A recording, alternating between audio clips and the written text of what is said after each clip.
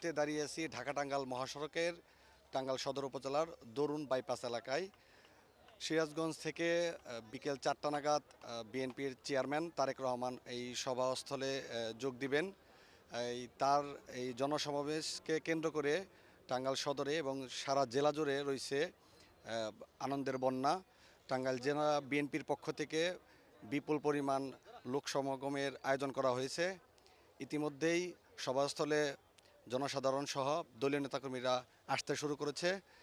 আমি আপনাদের জানিয়ে রাখতে চাই, এই টাঙ্গাইল সদর উপজেলার টাঙ্গাইল জেলায় সহ এখানে 12টি উপজেলায় এবং 8টি আসন রয়েছে। 8টি আসনের যে বিএনপির মনোনীত যে প্রার্থী তাদেরকে পরিচয় করে দিবেন তারেক রহমান এবং ধানের শীষ প্রতীকে ভোট চাবেন।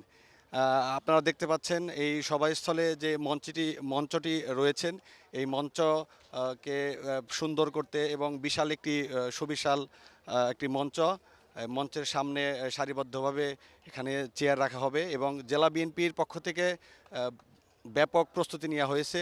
আইন শৃঙ্খলা রক্ষাকারী বাহিনী তারাও তৎপর রয়েছে।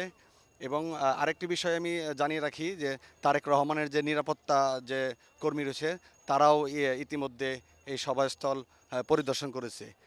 এরপরেও এখানে বিকেল 4টার সময় জনাব তারেক রহমান এখানে আসার কথা রয়েছে।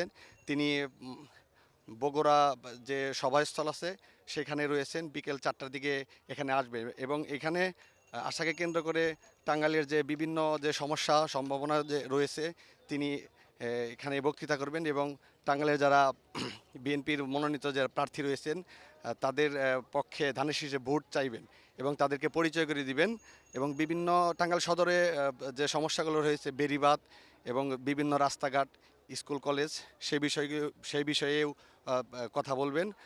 আমরা পুলিশ প্রশাসনের সাথেও কথা বলেছি, তারাও নিরাপত্তার বিষয়ে সজাগ রয়েছে এবং তৎপর রয়েছে। আমার কাছে এই ছিল সর্বশেষ খবর।